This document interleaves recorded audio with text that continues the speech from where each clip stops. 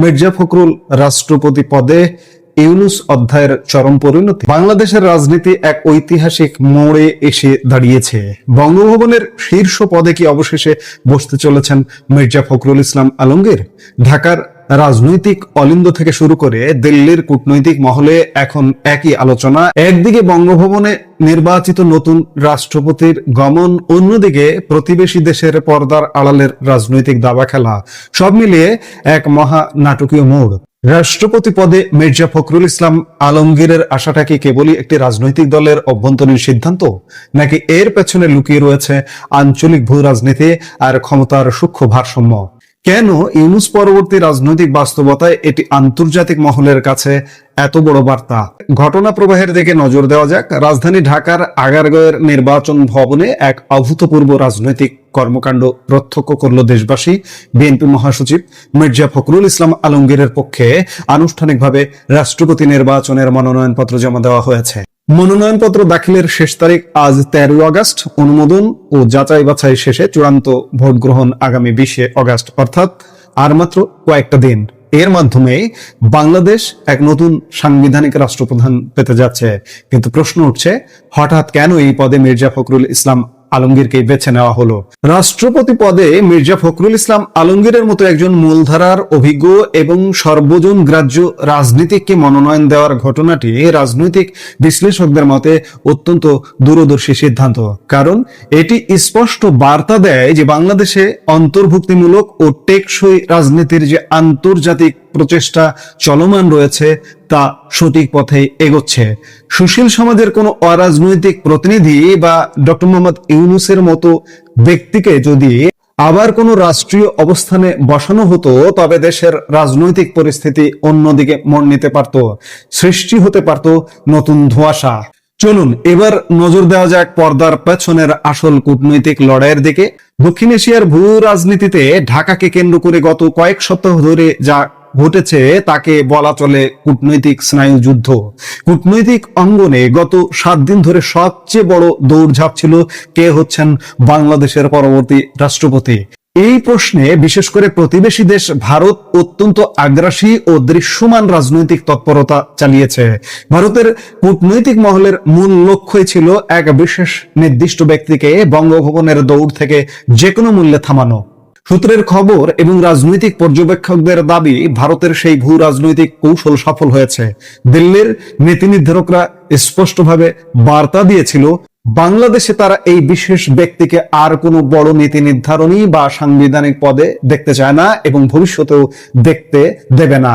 ফলে ঢাকার মসনদে ক্ষমতার ভারসাম্য ধরে রাখতে ভারত তাদের কূটনৈতিক ওজন পুরোপুরি ব্যবহার করেছে। অপরদিকে ঘরোয়া রাজনীতিতে বিএনপি প্রমাণ করেছে তারা ক্ষমতার রাজনীতিতে ভারসাম্য ধরে রাখতে সিদ্ধহস্ত। অরাজনৈতিক সরকারের মেয়াদ শেষে গণতান্ত্রিক ধারায় ফেরার যে রূপরেখা, সেখানে মির্জা ফখরুল ইসলাম আলমগীরকে রাষ্ট্রপ্রধান হিসেবে নিয়ে আসা এক বিশাল মাস্টার স্ট্রোক। একই সাথে বিশ্লেষকরা জোর দিয়ে বলছেন এই রাজনৈতিক পট পরিবর্তনের মধ্য দিয়ে ডক্টর মোহাম্মদ ইউনূসের প্রশাসনিক ও রাজনৈতিক অধ্যায়ের চূড়ান্ত সমাপ্তি ঘটে গেল। অরাজনৈতিক বা সুশীল সমাজের উপর ভর করে দেশ চালানোর যে চ্যাপ্টার খোলা হয়েছিল তার দিন এখন শেষ। বরং অরাজনৈতিক শক্তিগুলোর জন্য হয়তো রাজনৈতিকভাবে এক করুণ পরিণতি বা চরম ব্যর্থতার বাস্তবতা অপেক্ষা করছে। এবং ইউনূস গঙের কপালে দুঃখ আছে কিনা সেটি এখন বিবেচ্য। কারণ ইউনূস গঙের শাসন আমলের 18 মাস কেমন ছিল, কিভাবে ছিল সেটি কিন্তু বিবেচ্য। ইউনূস বাংলাদেশের আইনের আওতায় আসে কিনা সেটিও এখন বড় প্রশ্ন হয়ে দেখা দিয়েছে। কারণ বিশ্ব শক্তি ইউনূসের সাথে নেই। বিশ্ব শক্তির না থাকার বড় নিদর্শন জাতিসংঘ মহাসচিব পদে ইউনূসের অবস্থান নিশ্চিত হয়নি এবং বাংলাদেশি শক্তি তার পক্ষে নেই, সেটির নিদর্শন ইউনূস বঙ্গভবনের বাসিন্দা হতে পারল না। কাজেই ইউনূসের কপালে দুঃখ আছে কিনা সেটি এখন দেখার বিষয়। একটি স্থিতিশীল রাষ্ট্রের জন্য পেশাদার রাজনীতিকদের হাতেই যে শাসন কাজের লাগাম থাকা উচিত। বিএনপি, প্রতিবেশী দেশ ভারত এবং আন্তর্জাতিক শক্তির এক অদৃশ্য ঐকমত্য যেন এই সিদ্ধান্তের মধ্য দিয়েই চূড়ান্ত রূপ পেল। এবং এখানে আরো একটি কথা বলে নেওয়া ভালো যে এই মুহূর্তে দর্শক আপনারা একটু কান পাতলে খেয়াল করছেন যে বাংলাদেশে অন্তর্ভুক্তিমূলক রাজনীতি প্রশ্নে একটি প্রশ্ন, সেটি হচ্ছে আওয়ামী লীগের রাজনীতি পুনর্বাসন, আওয়ামী লীগ প্রধানের দেশে ফেরা, এই যে কর্মকাণ্ডগুলো চলছে আন্তর্জাতিক দাবার বোর্ডে, এগুলো সঠিক পথেই চলছে। যদি ইউনূস আজকে বঙ্গভবনে যাওয়ার কার্ড পেতেন, মনোনয়ন পেতেন, তাহলে কিন্তু আমাদের কপালে চিন্তার ভাঁজটা তীব্র থেকে তীব্রতর হতো। আমরা হয়তো আপাতত চিন্তা মুক্ত হলাম এবং বাংলাদেশ যে বিশ্ব শক্তির সহায়তায় অন্তর্ভুক্তিমূলক রাজনীতির পথে যাচ্ছে, আওয়ামী লীগ ফেরা, শেখ হাসিনা ফেরা, সেই পথটা সুগম হওয়ারই প্রথম পদক্ষেপ একজন রাজনীতিবিদ বঙ্গভবনে যাওয়া। 13ই আগস্টের এই মনোনয়নপত্র জমা দেওয়া কেবল একটি আনুষ্ঠানিকতা নয়, এটি বাংলাদেশের আগামী দিনের রাজনীতির পথরেখা নির্ধারণের অন্যতম মাইল ফলক। 20 আগস্টের ভোটের মাধ্যমে আনুষ্ঠানিকভাবে রাষ্ট্রপতি ভবনে কে প্রবেশ করছেন তা এখন এক প্রকার নিশ্চিত। জামাত যদিও প্রার্থী দিয়েছে, কিন্তু সেটি যে টিকবে না এটি আপনি, আমি, শিশু কিশোর সবাই জানে। আর তাই তো তা হয়তো এখন স্রেফ সময়ের অপেক্ষা মাত্র। তবে এ কথা নিশ্চিত, অভ্যন্তরীণ রাজনীতির নিয়ন্ত্রণ এবং বাইরের ভূ রাজনৈতিক কূটনীতি দুটি ময়দানে বাংলাদেশ এক নতুন ও উত্তপ্ত বাস্তবতার মুখোমুখি। সামনে আরো অনেক কিছু দেখার জন্য আমাদের অপেক্ষা করতে হবে, আমরা নিশ্চয়ই অপেক্ষা করব। খেয়াল করে দেখুন দর্শক, বাংলাদেশের রাজনীতিতে অনেকখানি অগ্রগতি, বিশেষ করে অন্তর্ভুক্তিমূলক সমাজ, অন্তর্ভুক্তিমূলক রাজনীতি নির্মাণে আমরা কিন্তু অনেক অগ্রগতি দেখতে পাচ্ছি। আজকেও দেখলাম, সামনের দিনগুলোতে আরো অগ্রগতি দেখব। 20 আগস্টের পর থেকে আরো দ্রুত অনেক কিছু পরিবর্তন হবে বলে আমরা প্রত্যাশা করছি। এই মুহূর্তের ভিডিও থেকে বিদায় নিতে চাইছি। দেখা হবে পরবর্তী ভিডিওতে। সে পর্যন্ত ভালো থাকুন, সুস্থ থাকুন। বাংলাদেশ জাতীয়তাবাদী দল বিএনপির মহাসচিবের পদ থেকে পদত্যাগ করলেন মির্জা ফখরুল ইসলাম আলমগীর। তাকে এখন রাষ্ট্রপতি পদে মনোনয়ন দেওয়া হয়েছে। এটি নিয়ে বিএনপি সহ অন্য অনেকের মধ্যেই এক ধরনের একটা উচ্ছ্বাস, কিংবা দেখা গেল যে যারা ঠিক বিএনপি করেন না, কিংবা একেবারেই বিএনপির আদর্শ তারা হয়তো মানেন না, কিন্তু অন্য মতাদর্শের হলেও তাদের মধ্যে অনেকেই বিএনপির মহাসচিব থাকা অবস্থায় মির্জা ফখরুল ইসলাম আলমগীরকে একজন সজ্জন ব্যক্তি বলেই অনেকে মনে করতেন কিংবা করেন। পাশাপাশি তিনি খুবই দীর্ঘদিনের একজন রাজনৈতিক নেতা। বিএনপির দুর্দিনে অকালে তিনি বিএনপির হাল ধরেছেন, সবকিছুই ঠিক আছে। খুব বড় ধরনের যে তাকে নিয়ে দুর্নাম আছে, সেটিও তেমন করে বলা যায় না। যদিও তার বাবাকে নিয়ে একটি প্রশ্ন আছে, তিনি স্বাধীনতা বিরোধী ছিলেন, সেটি নিয়ে অনেক আগে থেকেই বা পুরোনো সময়েরই প্রশ্ন আছে। কিন্তু এই যে একজন সজ্জন ব্যক্তি এবং খুবই সোজা কথায় আমরা যদি শব্দটি বলি, একজন ভালো মানুষ হিসেবে তার একটা ইমেজ আছে, একটা ক্লিন ইমেজের মতো একটা বিষয় তার ক্ষেত্রে কাজ করে। এটা অনেক সময় দেখা গেছে। যতটুকু প্রশ্ন আছে সেটি না হয় একটু পাশেই রেখে দিলাম। কথা হলো, এই যে আজকে মানে বাংলাদেশ সময় হিসেবে যখন তাকে দলীয় পদ থেকে যখন তিনি আনুষ্ঠানিক পদত্যাগ করলেন, এরপরে তাকে তার মন্ত্রিত্ব থেকে পদত্যাগ করলেন, এবং তিনি তার হাতে দলীয়ভাবে, আমি আবার বলছি, অর্থাৎ বাংলাদেশ জাতীয়তাবাদী দলের পক্ষ থেকে দলীয় প্রক্রিয়ায়, দলীয় আনুষ্ঠানিকতার মধ্য দিয়ে তার হাতে দলীয় মনোনয়ন পত্র তুলে দেওয়া হয়েছে। দিয়েছেন কে? বাংলাদেশ জাতীয়তাবাদী দলের চেয়ারপারসন তারেক রহমান, যিনি একাধারে প্রধানমন্ত্রী। তো এই পর্যন্ত সবই ঠিক আছে, কিন্তু যেই প্রক্রিয়ায় আজকে এই যে রাষ্ট্রপতি হতে চলা বা হতে যাওয়া মির্জা ফখরুল ইসলাম আলমগীর দলীয় মনোনয়ন পত্রটি গ্রহণ করলেন, সেটি নিয়ে শুরুতেই বড় ধরনের একটা প্রশ্ন উঠেছে। প্রশ্নটি উঠেছে, সরকারি কার্যবিধি যে আইনটি আছে, বিধিমালা যা যা আছে, যেটি 1979 সালের এই তারেক রহমানের পিতা মানে তৎকালীন রাষ্ট্রপতি জিয়াউর রহমানের সময়ে করা, সেই আইন অনুযায়ী, সেই বিধি অনুযায়ী, সেই নিয়ম অনুযায়ী কোনো অবস্থাতেই সচিবালয়ের তো দূরের কথা, কোনো সরকারি দপ্তরে বসে দলীয় কোনো কার্যক্রম করা যাবে না, এটি পরিষ্কার।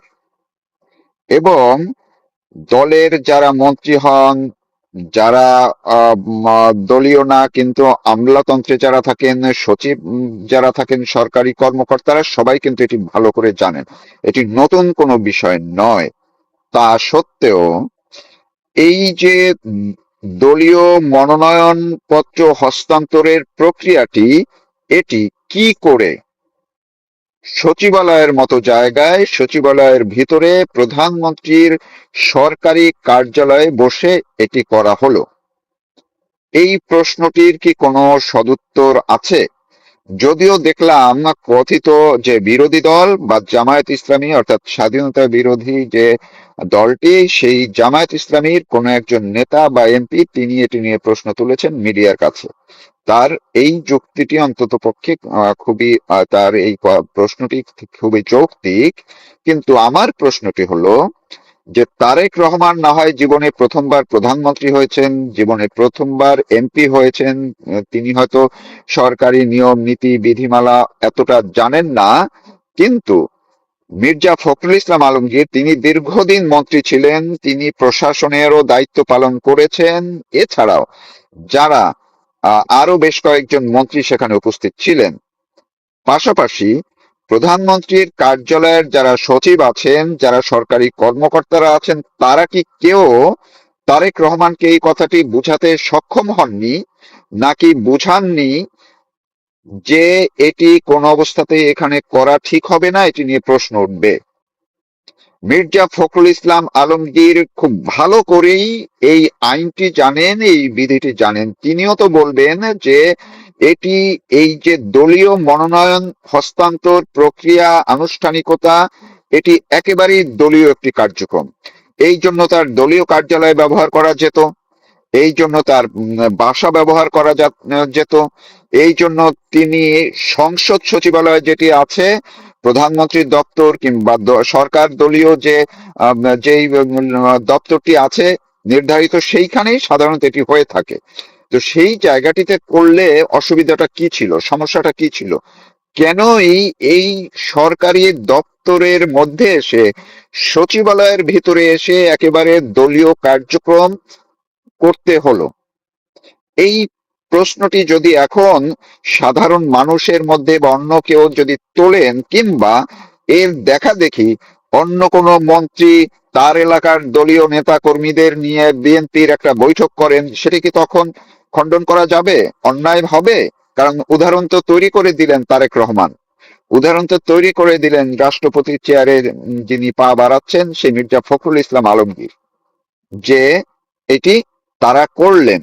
অর্থাৎ সচিবালয়কেই তারেক রহমান যেমন বিএনপির দলীয় কার্যালয় হিসেবে পরিষ্কারভাবে ব্যবহার করলেন, তেমনি মির্জা ফখরুল ইসলাম আলমগীর রাষ্ট্রপতি হতে যাওয়ার একদম প্রথম ধাপেই, প্রথম দিনেই, প্রথম পর্যায়েই তিনি এই অনিয়মের অংশীদার হলেন। অর্থাৎ এক কথায় বলতে গেলে অনিয়মের মধ্য দিয়েই তিনি তার দলীয় মনোনয়ন পত্রটি গ্রহণ করলেন। এরপরে তিনি এখন ধাপে ধাপে আর কয়েকদিনের মধ্যে তিনি রাষ্ট্রপতির চেয়ারে বসবেন। তো এই কাণ্ডটি কেন করলেন, এইটার আসলে কোনো সঠিক জবাব কখনো কি পাওয়া যাবে? আমি দেখলাম জবাব একটি দিয়েছে, কে দিয়েছেন? বিএনপির একজন না দুইজন নেতা দিয়েছেন, ওই হুইপ দিয়েছেন। তারা বলেছেন না, ওইখানে দলীয় কোনো সভা ছিল না, এটি বলেছেন।